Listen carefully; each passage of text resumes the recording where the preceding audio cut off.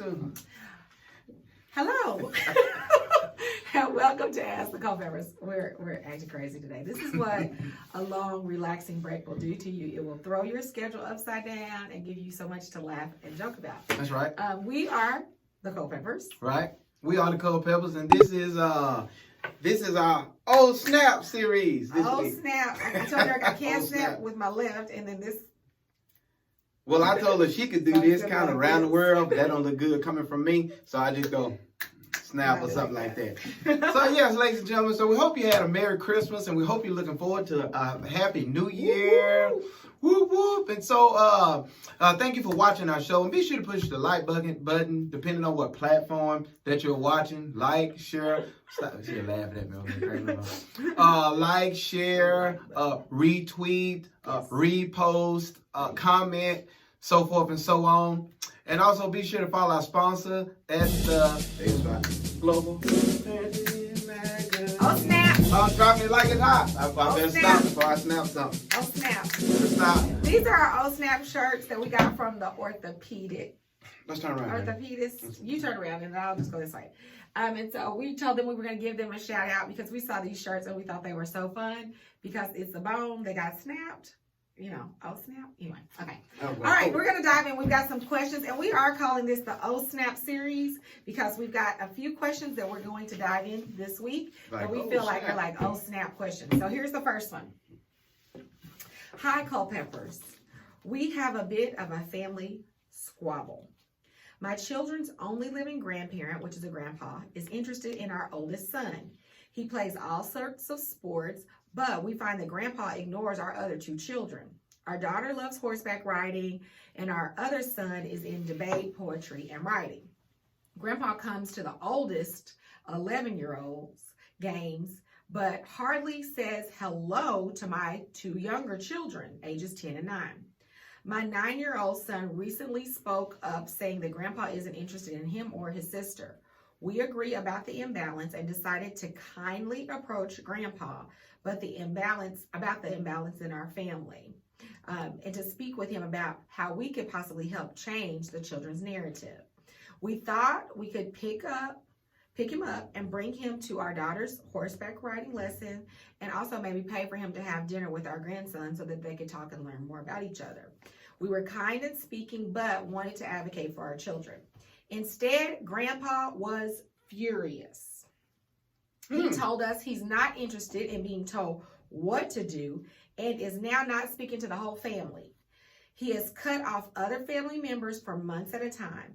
I have many questions, but I guess as parents, I ask, what do we do? Do we try to mend things? We want to advocate for equality in our family and not have young children experience favoritism. However, sometimes my husband and I just want Grandpa to take his time and sit in the corner. We want to respect our elderly, but at the same time, we want to advocate for our children. What are your thoughts? Celine in Montreal. And we are calling this one, Oh Snap, Grandparent Grief. We had a similar question to this. Someone else was dealing with grandparents have come up a lot. Yeah, grandparents have come up a lot. You know, I just reading about it. You know, people like what they like. Grandpa's been around for a while. I assume Grandpa would be probably 60 plus. Yeah, at least 60. From a completely different generation, yes, right? Yeah. And Grandpa is probably, I would say, set in his ways in terms of what he likes, what he don't likes, what he wants to get involved in. And sometimes, what he's interested in. And I think sometimes people like what they like. Yes, Grandpa has grandchildren, but Grandpa may like baseball, just say baseball over soccer, or baseball over poetry. Well, and it sounds like sports over equestrian horseback riding and poetry and things more artistic. And I think you're right, Derek. There's a saying that says you can't teach an old dog new tricks. Like, that's what I'm thinking about while you're talking. Yeah, so Grandpa might have something that he likes more, or that he engages in more so than poetry. I think she mentioned in here that the younger two kids do. Grandpa may not like to read. He may not be into poetry. So therefore, more of his attention may be towards something that he personally interested in. played or enjoyed more so. Mm-hmm. Not saying that that's right per se, but Grandpa is who Grandpa is. Mm-hmm. Now we do see. Oh, go ahead. Let me let you talk, but I want to mention something else. Well, and then I will say this: like the question that you're asking is, do we try to mend things? Like the answer to that is yes. We always try to mend things, but I think in this situation it is tricky because you're dealing with someone who has lived a lot of life, who definitely has a lot more wisdom as it relates to longevity of time here on the planet. Yeah. And so his perspective and his views may be very different. And so while you're saying we talked to him respectfully, we thought it would go fine, well, something in that exchange he didn't receive in that way. Whether it be timing, maybe it wasn't a good time for him to hear. Maybe he felt attacked or bombarded, especially if it was, you know, two parents and him by himself. Like, you never really know what state of mind people are in. So I would say, knowing the way he received it from what you're saying, it clearly was not communicated in the way you wanted it to be communicated, because it wasn't received the way you wanted him to receive it. So I would say keep trying and try in different ways.